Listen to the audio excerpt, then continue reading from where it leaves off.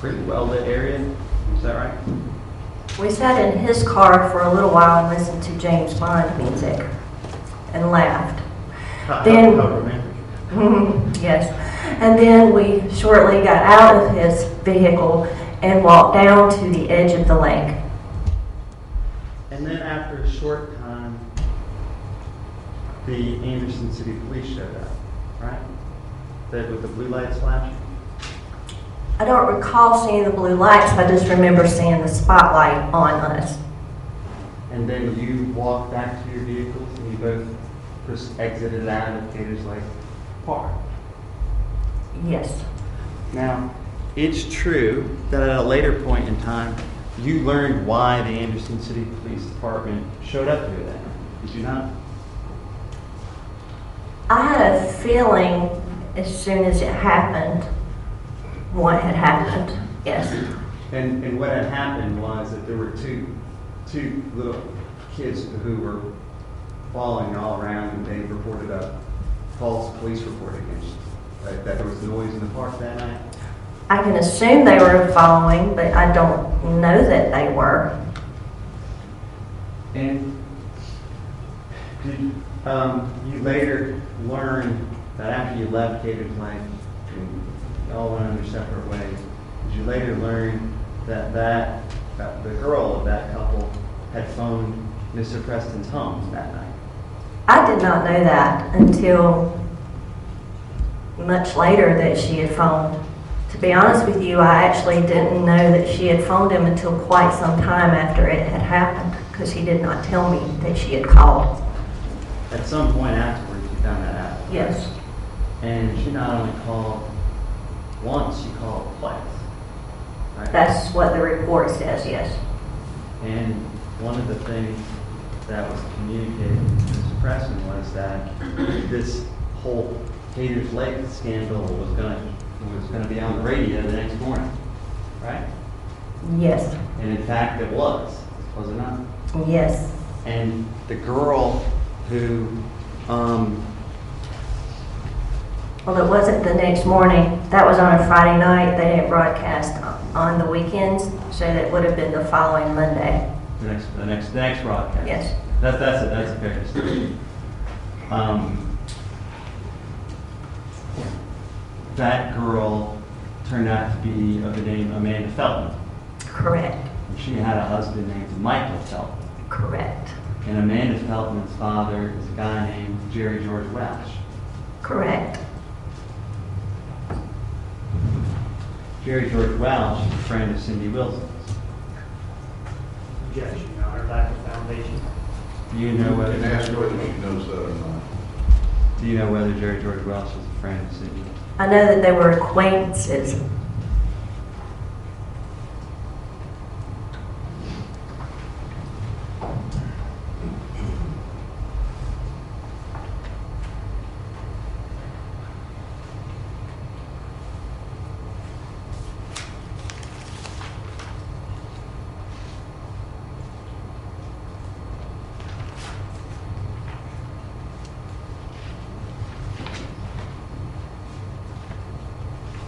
Now this lawsuit's been going on for several years. You were aware of that, right?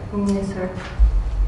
And it's also true that during the pendency of this lawsuit, you hadn't spoken to the attorneys for the counties until September 19th of 2012.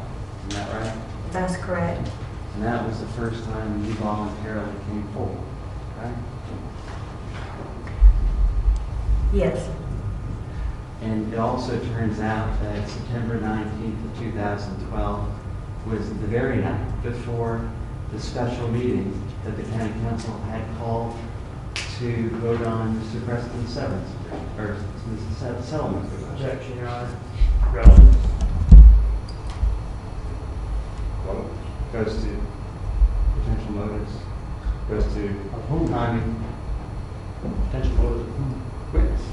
her address objections to me. Don't pump them on yourselves about it. Thank you, Your Honor. Go. Your Honor, I'm just trying to establish that there was a several-year period of time, and that none of the information that she shared with us today was voluntarily shared during that. The first time that it was shared was on September 19th of 2012. Okay, you got that into the record. Anything else?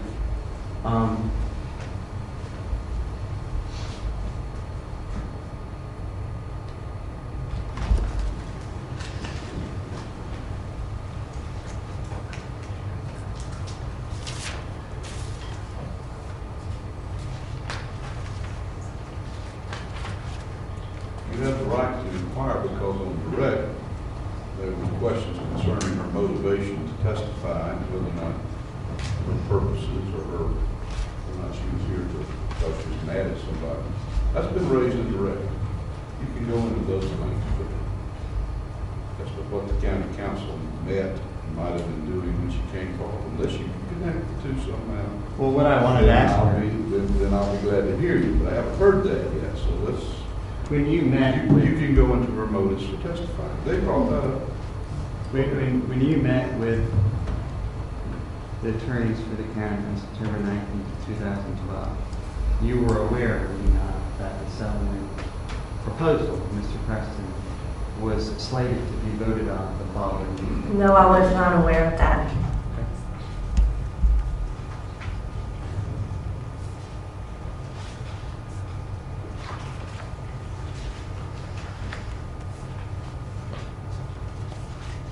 Your relationship with Mr. Preston ended in June of 2012? Is that right? June 1st.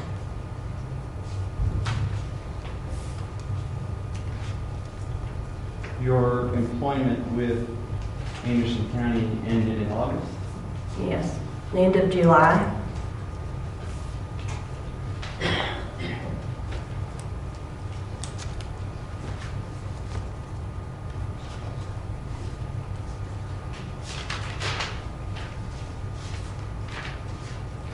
Now,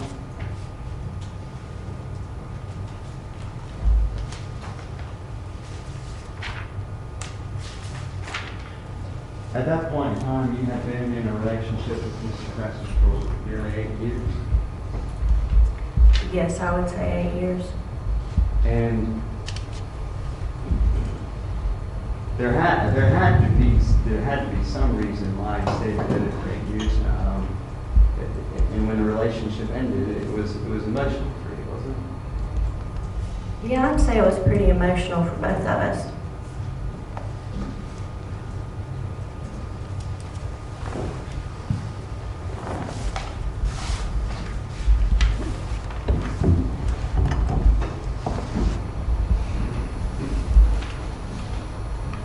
On direct examination, you referenced the job. Your first job was as an intern, but then you went to work for Keep America Beautiful, Yes, sir. and then you went to the Building and Codes Department. Yes, sir. And it's true, is it not, that Jeff Rickinson would have been the person who was responsible for your hiring? Yes, ultimately, yes. And when you then proceeded to transfer to the Stormwater Department, similar to the Building and Codes Department, in that instance, it was Vic Carpenter who hired you. Yes. On direct examination, I thought you said that you believed that there was only one and sometimes two people between you and Mr. Preston on the chain of command. Yes. And I suspect that it might be that there may be layers in there that you just forgot about. But isn't it that there was Mr. Preston, right? Mm-hmm. And then there would have been Michael Cunningham beneath him. Okay, yeah. And then there would have been Vic Carpenter, right? Yes.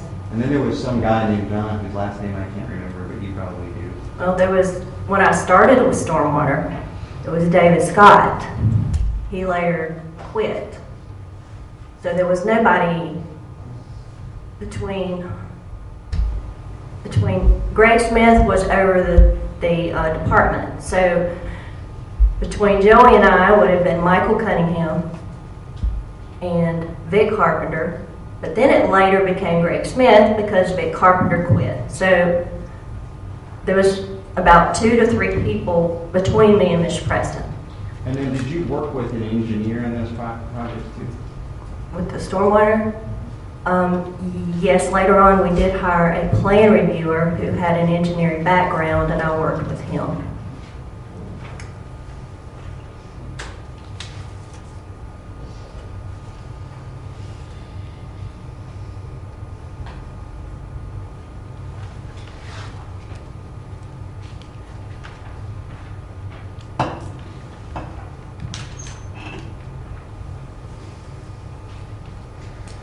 Now, on direct examination, turning your attention to the severance agreement stuff specifically, you testified that Mr. Preston told you that he was having trouble with 2 council members?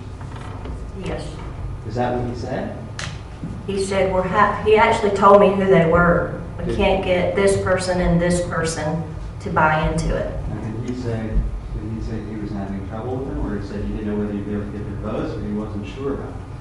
He said, we're having trouble getting them to buy into it, is what he said. In what point in time was this? I would say it was right in the middle of all of the negotiating that was going on at that time. I wasn't that familiar with that process, so I didn't know what all that entailed. All I learned was from him. And do you know what he meant by that? I'm just that they couldn't agree on it. And you can't tell me in the process when this occurred? No, because there was a period of time between the time they started negotiating and talking about it and then the end of when they actually voted on it. It was in November. And this lawsuit has been pending since 2009. Correct. And the first time you came forward with this information was in September 19th, 2012. Objection, Your Honor. Lack of foundation. Can you answer that question? Go ahead. And the first time you came forward with this information was on September 19th of 2012. Yeah, because I was told to sit down and keep my mouth shut and don't say a word. And you came forward voluntarily, correct? Yes, I did. And you met with the attorneys for the county, right? Yes, I did. And you met with them in the Anderson County Courthouse. Was Mr. Tesher and Mr. Gentry? No, I did not meet with them in the Anderson County Courthouse. Well, where'd you meet? I met with them in Greenville at their office. So you voluntarily went all the way up to Greenville to their office? Yes, I did. They asked me to because they were going to depose me. And previously, they had you under subpoena, correct? They had served me last December, and I had not heard anything back. And I did contact them later to ask them what was going on. And they served you with the subpoena last December. And you didn't have any contact with them until you voluntarily came forward on September 19th of 2012, right? That's correct. And your testimony is that you had no idea that the following night there was going to be a vote on Mr. Preston's settlement. I did not. I didn't keep up with that. I wasn't in the know.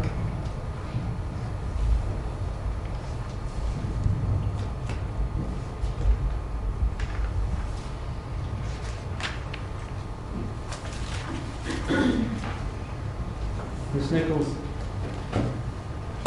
I am sorry that you have found yourself in such a position. I appreciate you being here today. Thank you. You're right. Yes, sir. Ms. Nichols, Mr. Davis asked you a lot of questions about why it took you so long to come forward voluntarily and talk. And you said you were told to sit down and keep your mouth shut and not to say a word. Who told you that? I was told that quite often by Mr. Preston. And we tried to take your deposition or served you a notice and a subpoena to take your deposition back in, I think it was December of 2011. December the 2nd. At that time, were you represented by counsel with respect to your deposition? At the time when it started, no, I was concerned about it. And Joey decided to get his attorney, Candy, to represent me if and when that deposition took place. And did Miss Candy Kern-Fuller, who's seated with Mr. Preston here today as co-counsel, did she represent you with respect to the deposition we were trying to take with you? If it was going to happen, yes, she was going to be the one to sit with me. And that representation continued through at least June of 2012, right? Correct. And so Ms. Candy Kern-Fuller, co-counsel for Mr. Preston, had full access to you as a witness that entire time through June of 2012, right? Yes, sir. You had full access to every single document that you had with respect to Mr. Preston, correct? Yes, sir. And in fact, most of the documents you have with respect to Mr. Preston came from Mr. Preston. Yes, sir. So when counsel talks about not getting documents with respect to you, they had full access to those documents, didn't Yes, they? they did. At the time of Cater's Lake incident in March of 2006, your affair with Mr. Preston was ongoing. Fair to Yes, say? it was. And Mr. Preston was your ultimate boss at that time. Fair to say? He was the one on the highest point, yes. And would you agree that Mr. Preston's having an affair with a subordinate county employee put the county at risk? Objection, Your Honor. Calls for a legal conclusion of the lay witness is clearly incorrect. Mistake of her belief might have been as to those things overruled. I'm not sure this is in response to anything that came up new on cross, however. This is redirect.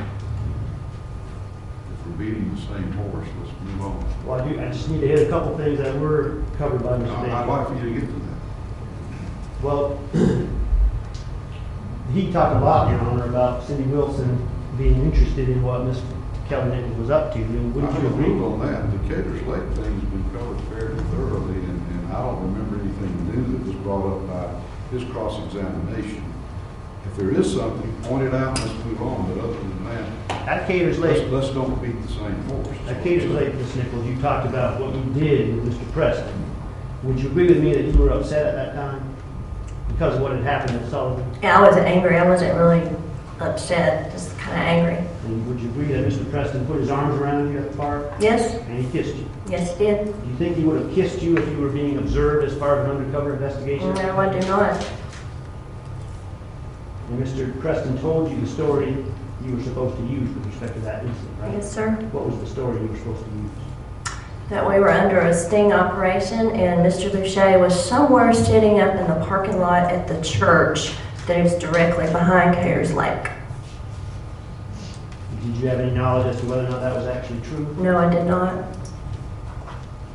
You talked about Defendant's Exhibit 76, which you may still have in front of you. It's a letter. Yes, And you indicated that you did not write that letter yourself. Is that fair? I did not write that letter. Who wrote the letter for you? If I remember correctly, Mr. Preston said he had Michael Cunningham write the letter for me. They sent the letter to me. I retyped it and signed it. And who told you to send the letter to the county council, that is Defendant's Exhibit 76? Mr. Preston. Was that something you had thought to do on your own? No, sir. Was Gina Trammell a county employee at any point in time that you belonged? No, I do not believe she was. That's all the questions I have. Thank you very much, Mr. Nichols. Recross.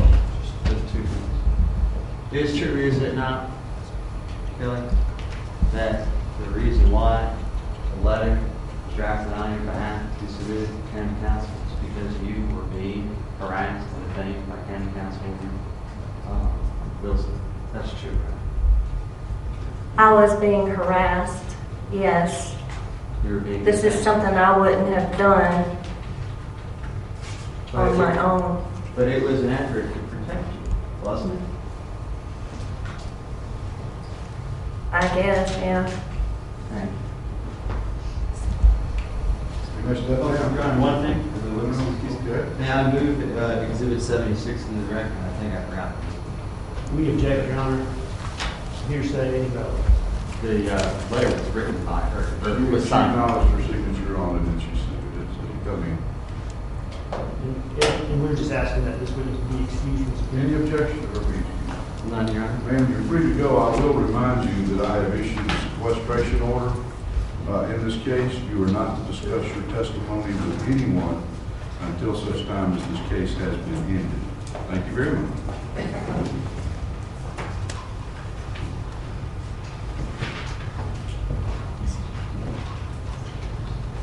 All right, court's going to take about a 5-minute break before we recess.